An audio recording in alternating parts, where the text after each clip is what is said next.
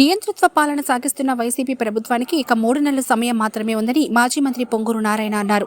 నెల్లూరు నగర నియోజకవర్గ పరిధిలోని 51వ డివిజన్ కపాడిపాలెంలో మంగళవారం బాబు షూరిటీ భవిష్యత్తుకు కార్యక్రమంలో భాగంగా ఆయన పర్యటించారు.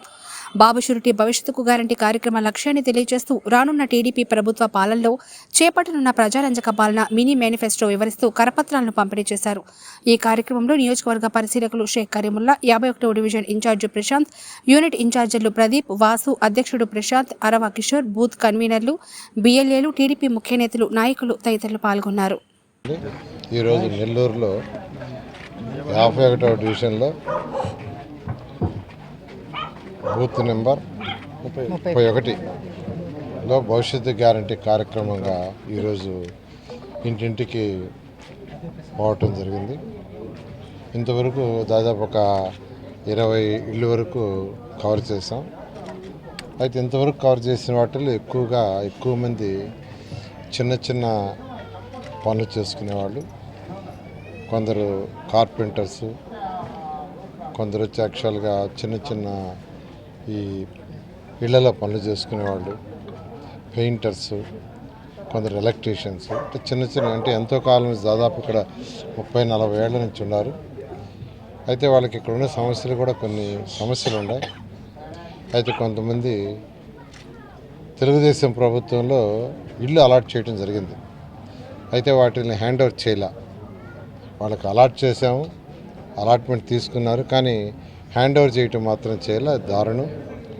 ఖచ్చితంగా ఒక 3 నెలల్లో ప్రభుత్వం మారుతుంది 100%.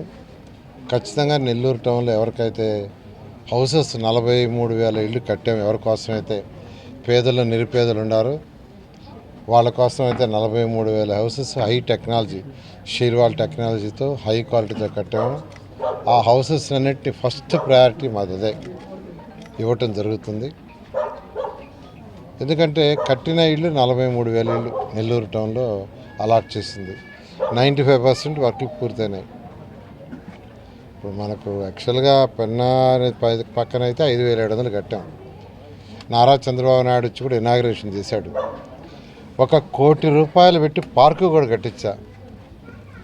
1 కోటి రూపాయలు అక్కడ పార్క్ అయిన శాంక్షన్ పూర్తి అయిపోయింది విత్ జిమ్ ఎక్విప్మెంట్. పేదలు నిరుపేదలైనా వాళ్ళ పిల్లలు చక్కగా ఆనందంగా హ్యాపీగా ఉండాలి, అక్కడ పెద్దలు ఎవరైనా రిలాక్స్ కావాలన్నా ఆనందంగా ఉండాలనే ఉద్దేశంతో 1 కోటి రూపాయలు, కానీ దాన్ని కూడా అన్యాయం చేశారు. అక్కడ కట్టిన హౌసెస్ టెక్నాలజీ కానీ ఆడిచ్చే ఫెసిలిటీస్ కానీ బ్రహ్మాండంగా, ఇది కూడా డ్రైనేజ్ కూడా అండర్ గ్రౌండ్ డ్రైనేజ్ చేసాం. అక్కడ డ్రైన్స్ కూడా పైపులు అండర్ గ్రౌండే చేసాం.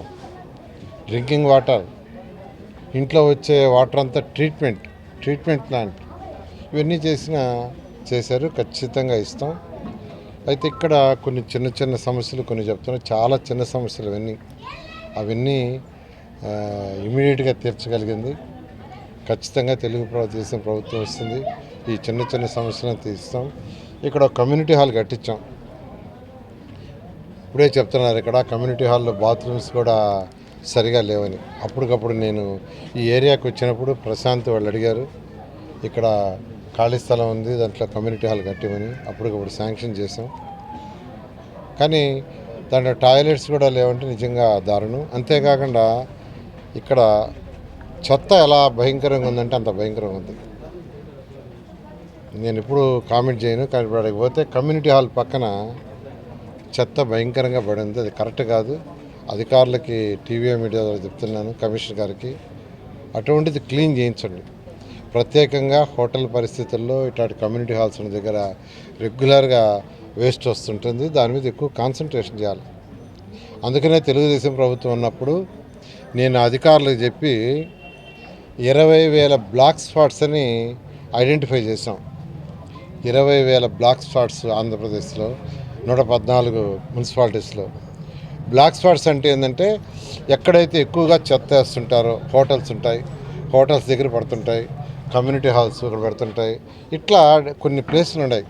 వాటిల్లో ఎక్కువగా చెత్త వేస్తూ ఉంటారు. వాటిని బ్లాక్ స్పాట్స్గా గుర్తించాం. తర్వాత అధికారులకు ఎలా ఆదేశించామంటే వాళ్ళు పర్టికులర్ టైంలో పోయి రోజుకు 2 సార్లు 3 సార్లు టైం పెట్టాం. ఆ టయానికి అక్కడ పోయి క్లీన్ చేయాలి. క్లీన్ చేయటం కూడా ఎత్తుంటే అక్కడికి పోతానే ఫోటో కొట్టాలి. వాళ్ళ సెల్ ఫోన్తో అక్కడ ఫోటో కొట్టాలి. కొట్టంగానే సెంటర్ సర్వర్కి మన గుంటూరు ఆఫీస్కి ఆ ఫోటో వస్తుంది. ఎన్ని గంటలకు అక్కడ పోయారు, ఎన్ని గంటలకు అక్కడ ఫోటో తీశారు, ఏ ప్లేస్లో తీశారో కూడా వస్తుంది. క్లీన్ చేసిన తర్వాత మళ్ళీ ఫోటో కొట్టాలి.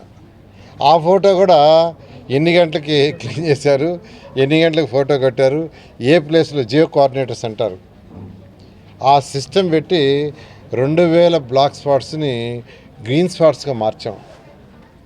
అంటే పర్టికులర్ టయానికి వాళ్ళు రెగ్యులర్గా క్లీన్ చేస్తుంటే ఆ బ్లాక్ స్పాట్ అనేది గ్రీన్ స్పాట్ అంటే అక్కడ పర్ఫెక్ట్గా అవుతుంది. అలా సిస్టమ్ డెవలప్ చేసాం తెలుగుదేశంలో టెక్నాలజీ ఉపయోగించి. ఎందుకంటే మీకు అందరికీ తెలుసు నారా చంద్రబాబు నాయుడు టెక్నాలజీని ఉపయోగించడం, ఆయన యొక్క సలహాతో అలాంటి టెక్నాలజీ తీసుకొచ్చి 20,000 బ్లాక్ స్పాట్స్ వాటన్నిటి గ్రీన్ స్పాట్స్గా మార్చారు. అలా యాక్చువల్గా తెలుగుదేశంలో పారిశుద్ధ్యానికి హై ప్రయారిటీ ఇచ్చాం. అంతా ఇంత కనిపెట్టి ఇంకొకటి 13 జిల్లాల్లో 13 వేస్ట్ ఎనర్జీ ప్లాంట్స్ చేసాం. వేస్ట్ నుంచి కరెంటు ఉత్పత్తి అయ్యేది 13 జిల్లాల్లో శాంక్షన్ చేశాం. 13 జిల్లాల్లో డిఫరెంట్ కంపెనీలకు ఇచ్చాం. నిజంగా మన వెరీ హ్యాపీ. గుంటూరు నుంచి విశాఖపట్నం నుంచి వాళ్ళు ఫోన్ చేశారు, సార్ మీరు ఆ రోజు ఇచ్చిన ప్లాంట్లు 2 పూర్తి అయిపోయినాయి. 1200 టన్నులు వేస్ట్ని ఆ వేస్ట్ ఎనర్జీ ప్లాంట్లో వేస్తే అది బర్న్ అయిపోయి దాంట్లో నుంచి యాక్చువల్గా ఎలక్ట్రిసిటీ ప్రొడ్యూస్ అవుతుంది. విశాఖపట్నం అండ్ మన గుంటూరు ఈ రెండిట్లో. అంటే ఆ గుంటూరే కాదు, గుంటూరు చుట్టూ ఉన్న 50 కిలోమీటర్లో ఉండే మున్సిపాలిటీస్ అన్నిటిని తీసుకొచ్చి ఆడేసేటట్టుగా. అంటే విశాఖపట్నం కూడా 50 మున్సిపాలిటీస్, నెల్లూరు కూడా అయిపోయి ఉంటే నెల్లూరు ఒకటే కాదు, నెల్లూరు పక్కన ఉన్న వెంకటగిరి, ఈ సూళ్ళూరుపేట, ఈ వేస్ట్ కూడా వచ్చి దాంట్లో పడిపోయేది. దాంట్లో పడగానే మొత్తం బర్న్ అయిపోయి దాంట్లో నుంచి ఎలక్ట్రిసిటీ ప్రొడ్యూస్ అవుతుంది. ఎందుకనంటే నేను అనేక దేశ విదేశాలు తిరిగాను. సింగపూర్లో చిన్న టౌన్ మన విశాఖపట్నం అంతా 4 పెద్ద ప్లాంట్లు ఉన్నాయి ఆ రోజు. జపాన్కి పోతే వాళ్ళ 50 వార్డులు అయితే 50 ప్లాంట్లు ఉన్నాయి. చైనాలో 125 ప్లాంట్లు ఉన్నాయి. ఇవన్నీ స్టడీ చేసిన తర్వాత మన దగ్గర కూడా ఎందుకు చేయకూడదని ఆ రోజు చేయటం జరిగింది. అయితే 2 దగ్గరలో మరెన్నో వీడియోల కోసం మా ఛానల్ ని సబ్స్క్రైబ్ చేసుకుని పక్కనే ఉన్న బెల్ ఐకాన్ ని క్లిక్ చేసి యాక్టివేట్ చేసుకోండి.